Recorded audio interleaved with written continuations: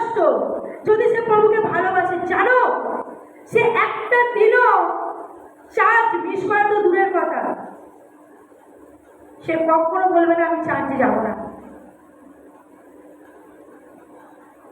কারণ সেটা একটা সময় আমাকে, যেটা আমার সাক্ষ্য, আমি বলতে গেলে অনেকটা টাইম নেবে, সেটাই আমি বলছি।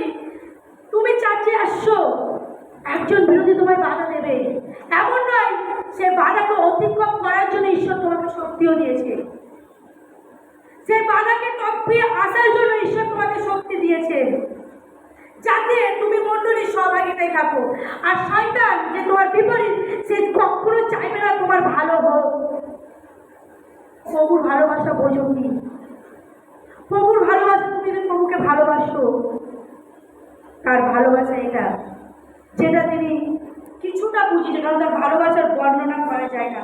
তিনি 1 কোরিন্থীয় 13 অধ্যায়ে একটু প্রেমের বৈশিষ্ট্যটা তিনি দিয়েছিলেন, যে প্রেম চিরসহিষ্ণু, প্রেম মধুর, সে ঈর্ষা করে না, প্রেম আত্মসমর্পণ করে না, প্রেম গর্ব করে না, প্রেম অসহিষ্ণুচরণ করে না, প্রেম স্বার্থ চেষ্টাও করে না, প্রেম কখনো রেগে ওঠে না, প্রেম অপকার গণনাও করে না, অধার্মিকতায় আনন্দ করে না, কিন্তু সত্যের সহিত আনন্দ করে, সকল বহন করে, সকল বিশ্বাস করে, সকল প্রত্যাশা করে, সকল ধৈর্যপূর্বক সহ করে। প্রেম কখনো শেষ হয় না। Glory to God. ঈশ্বরকে মহান নামে তো প্রেম কখনো শেষ হয় না। প্রেম ঠুনকর নয়, প্রেম কাঁচ নয়, প্রেম পাথর নয় যে পড়ে গেলেই ভেঙে যাবে। প্রেম এমন বস্তু নয়, অনেক ব্যক্তিকে জানা যে কাঁচের গ্লাস পড়ে গেলে চারদিকে ছিটিয়ে যায়, এটা প্রেম নয়। প্রেম যেন কখনো শেষ হয় না, প্রেম ভাঙা যায় না, প্রেম ভাঙা যায় না। যখন স্বামী স্ত্রীর মধ্যে একটু কিছু হোক, একটু কিছু ছ্যাঁকা লাগুক, সে তার বাপের বাড়ির সব লোককে টেনে নিয়ে আসবে তার খাটে সে বসবে। কেন? আমি তাদের প্রশ্ন করি, কেন? ভুল সে করেছে, মানবে তুমি, বিয়ে তুমি করেছো, সংসার তুমি করছো, ভালো তুমি বেসেছো, তার বাপের বাড়ির লোক নিচে তার ঘাড়ে বসায়। কেন? এটা প্রেম নয়, এটা প্রেম নয়। প্রেম কখনো এটা করবে না। আবার তাদের বেশিরা, তারা তো উচ্চটা হাত উঠে যায় তাদের গায়ে, সে জানে ও দুর্বল, ওকে পেটায়, আর সেও জানে আমাকে একদম মেরেছে, আমি সহ্য করতে পারছি না, আমি ওকে পেটাই। তখন পেটাতে পেটাতে পেটাতে কোথায় দাঁড়ায়, কোথায় দাঁড়ায়?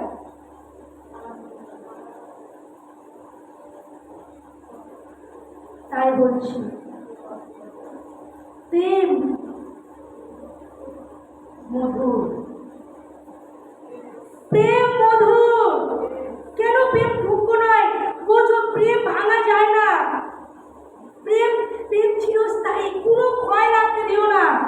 আর যদি তুমি রাখতে দাও তাহলে রাখবে, আর যদি তুমি না রাখতে দাও রাখবে না। কারণ এই দিবস জানো কার? শয়তানের।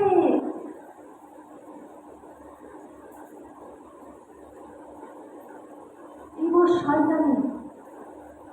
অনেকে মাথায় সেটা এসে যায়, যদি দুজনে আলাদা হয়ে যায় এর থেকে শান্তি পেয়ে যায়।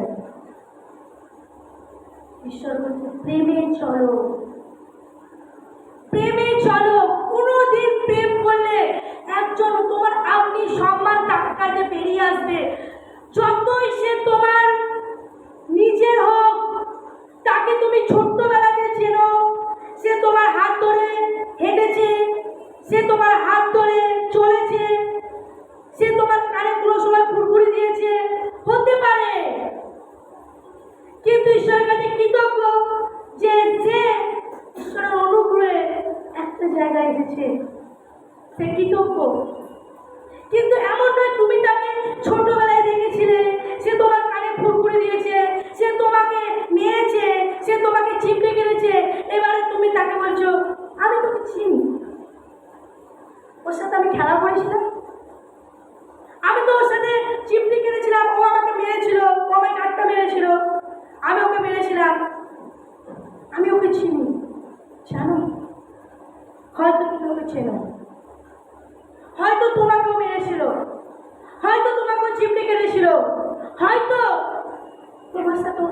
কিছু বলছিল। জানো ঈশ্বর অনুগ্রহ যখন তাকে একটা জায়গা দিয়েছে, যখন তাকে বলেছে যে ও তোমার এইটা হয়, জানো তোমাকে সে পজিশন দেওয়া দরকার, তোমাকে তাকে সে সম্মান দেওয়া দরকার।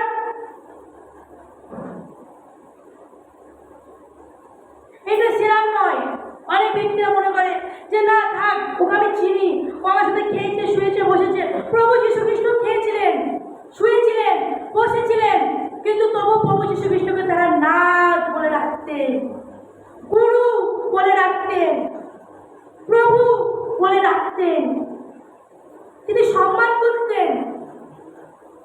জানো সম্মান দিলে এমন নয় তোমার কিছু কমে যাবে, সম্মান দিলে এমন নয় যে লোকে তোমায় খারাপ বলবে না। ঈশ্বরের বাক্য কি বলে? প্রতিযোগিতা এবং দর্পণের বিষয় কিছু করো না, একজন অন্যজনকে শ্রেষ্ঠ জ্ঞান করো। একজন অন্যজনকে কি করো? শ্রেষ্ঠ জ্ঞান করো। হতে পারে সে তোমার ছোট, হতে পারে সে তোমার ছোট। আমি একটা কথা বলি, জানো আজকের একজন, আমি যখন প্রার্থনায় আসতে যাই, আমার একজন ব্যক্তি আমাদের বাড়িতে আসে কাঁদে আর আসে নবীনের কাছে, আমাদের পাস্টার নবীনের কাছে আসে। সে অনেক বয়স্ক, আসে কাঁদছে আর বলছে, পাস্টার নবীন, বৌমা শম্পা। বলছে হ্যাঁ বলো। বলছে আমি হয়তো তোমার থেকে বয়সে বড় হতে পারি, কিন্তু আমাকে ঈশ্বরের আত্মা বারবার বলছে তোমাদের কাছে যেতে। তখন একটা নবীন বলছে কেন, কি? বলছে আমি জানি একজন ব্যক্তি হসপিটালে ভর্তি আছে, আমি জানি পাস্টার নবীন, তুমি যদি আমার বাড়িতে যাও, তুমি যদি গিয়ে তাকে প্রার্থনা করো, আমার বিশ্বাস তোমাদের কথা তোমরা যা বলো তাই হয়। যদি তুমি একবার কি যাও, আমাদের মানে তার যে ভাই ভাই যদি যাও, ও বাঁচবে, আমার বিশ্বাস। কারণ এর আগে যখন উনি এসেছিলেন, আমি ওকে বলেছিলাম যে তুমি যাও, আমরা ওনার জন্য প্রার্থনা করবো, দেখো উনি সুস্থ হয়ে যাবে। উনি চাই চলে যায়, আর আমরা যেহেতু সবসময় প্রার্থনা চাই, উনি আসতে পারেন না। আমরা যে সময় বেরোবো আর সেই সময় উনি আসে। তিনি একটা জিনিস বুঝতে পেরেছেন আর তিনি সেখানে স্বীকার করেছেন, তিনি বলেছেন আমি কৃতজ্ঞ ঈশ্বরের কাছে। বলছে হয়তো আমি বয়সে তোমার থেকে অনেক বড়, কিন্তু আমি জানি ঈশ্বর তোমাদের যে জায়গাটা দিয়েছে, একবারটি চলো, গিয়ে যদি তুমি ওর হাতে মাথায় হাত রেখে প্রার্থনা করো, ওই ব্যক্তিটা সুস্থ হবে। আমি তখন বলি পাস্টার নবীন, তোমাকে যখন বলেছে তুমি যাও, তখন ও তখন বললো ঠিক আছে আমি যাব। সেই যাবো কথাটা শুনে জানো, যে ব্যক্তি কেঁদে কেঁদে ঘরে ঢুকেছিল, কাঁদছিল, সে ব্যক্তিটা যখন হেসে হেসে যাচ্ছে, আমি প্রভুকে বলি ধন্যবাদ। সে শুধু কথাটা শুনেছে যে পাস্টার নবীন হসপিটালে যাচ্ছে, গিয়ে ওকে প্রার্থনা করবে, তখন সেই ব্যক্তিটা হেসে হেসে যাচ্ছে। বলছে আমি জানি, কারণ কে প্রকাশ করেছে, কে বলেছে ওনাকে, জানো ঈশ্বরের আত্মা প্রকাশ। যখন প্রভু যীশু খ্রিস্ট তাদের কাছে এসে তার 12 জন শিষ্যকে বলছেন বলো তো আমি কে, বলো আমি কে, বলো। প্রভু যীশু খ্রিস্টকে তারা বলছে না, শিষ্যদেরকে বলছেন বলো আমি কে। তখন কেউ বলছে আপনি এলিও, কেউ বলছে আপনি ভাববাদী। তখন একজন ব্যক্তি দাঁড়িয়ে বলছে আমি বলছি আপনি জীবন্ত ঈশ্বরের পুত্র প্রভু যীশু খ্রিস্ট। জানো তখন প্রভু যীশু খ্রিস্ট কি বলেছিলেন? বলছে পিতর,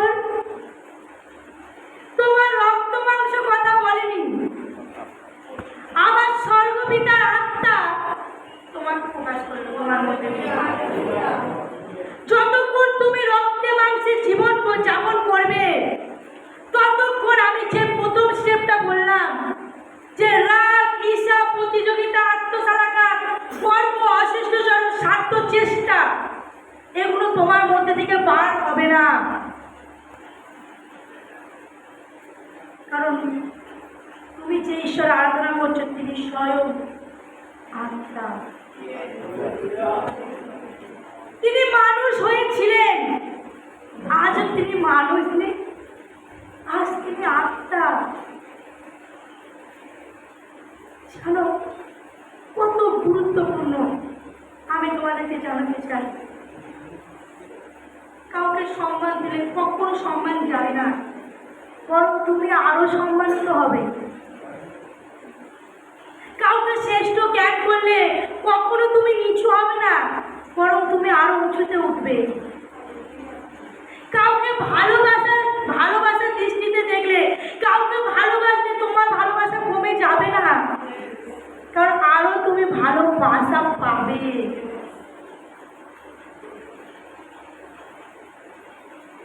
এইগুলো হলো আমার ঈশ্বরের রাজ্যের নিয়ম। তাই আমি ঈশ্বরের কাছে কৃতজ্ঞ যে তিনি কত মহান। আর আমি একটা কথা বলি, আমি সামনার যখন বাড়িতে রেডি করেছিলাম, আমি অন্য সামনে রেডি করেছিলাম।